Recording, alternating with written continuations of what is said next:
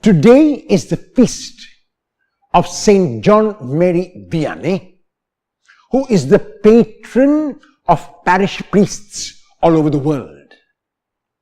And even though the gospel text of today, taken from the Gospel of Matthew chapter 14 verses 22 to 36, is read on a regular weekday, it seems that the Lord has chosen this reading specifically to celebrate this feast, because the qualities which we will read about in these verses are the qualities which John Mary Vianney possessed.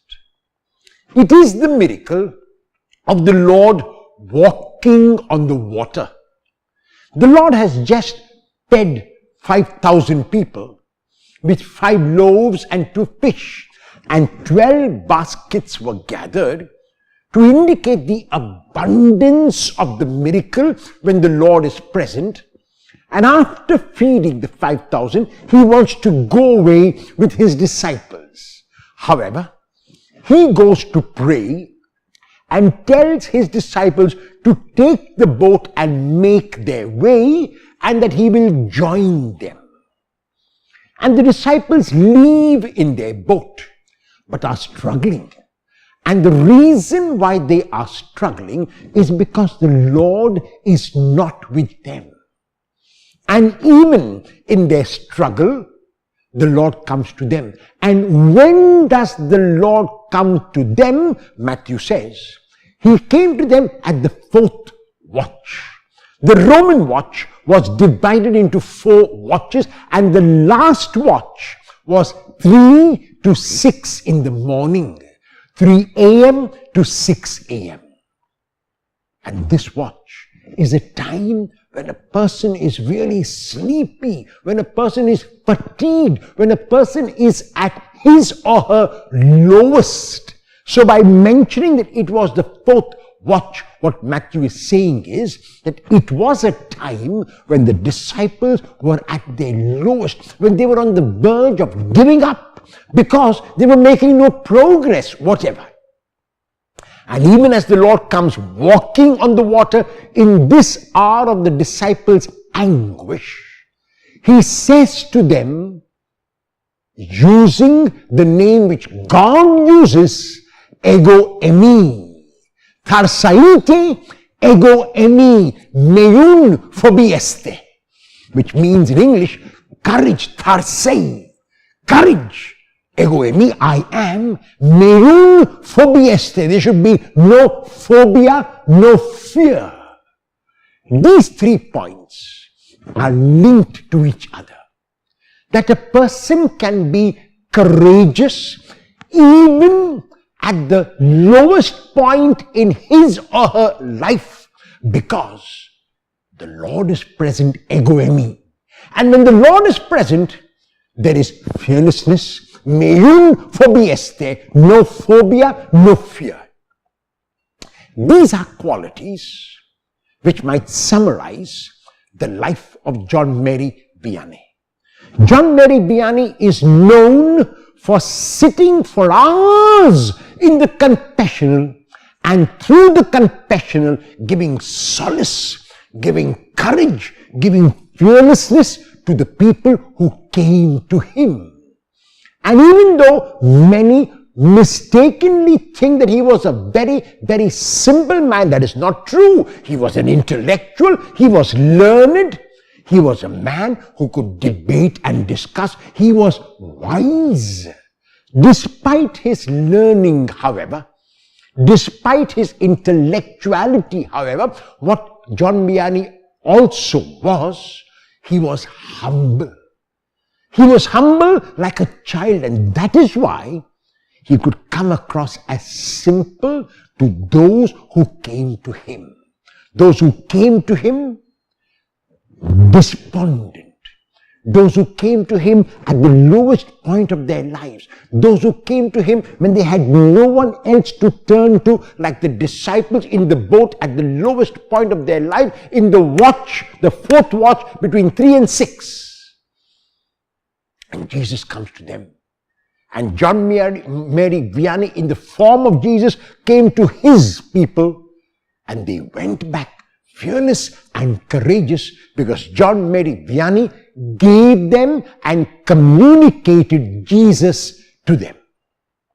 So the revelation which Jesus makes to his disciples is of a God who comes to them at the weakest hour, who comes to them when they are despondent and dejected, and continues to tell them to have courage and not to be afraid. And even as they hear these words from the Lord and they see him from afar, Peter wants to show his bravado.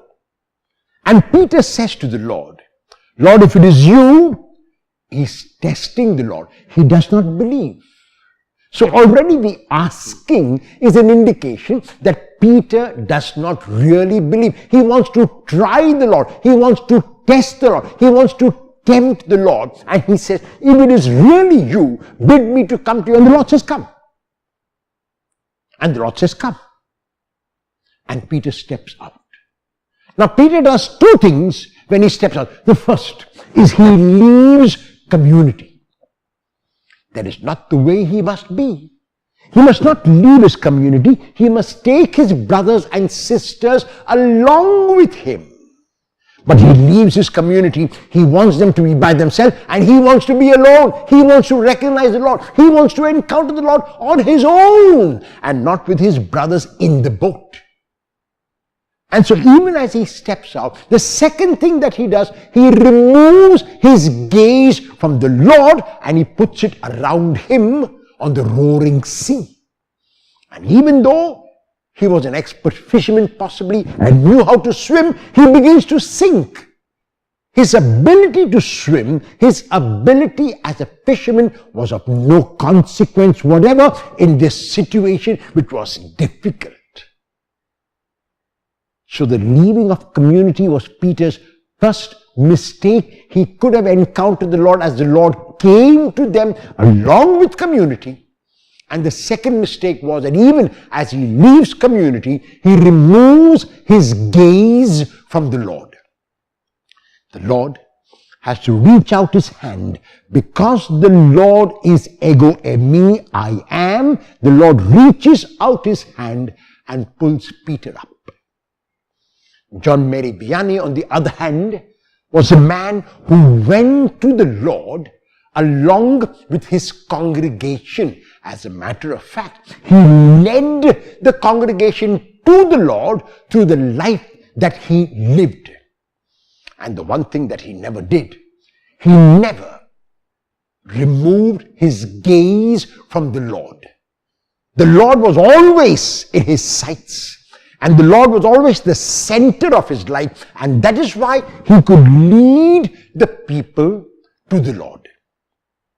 And so we are invited to realize that at those times in our lives, when we are challenged, at those times in our lives when we are at our lowest, at those times in our lives when we are despondent and tempted to give in to despair and lose hope, the Lord comes to us walking on the roaring sea, walking even as the waves threaten to lash into the boats of our lives, and says, Tharsaite, courage, ego eimi, meiun phobieste.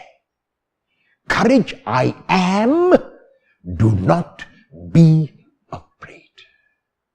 Will we, like Peter, tempt the Lord?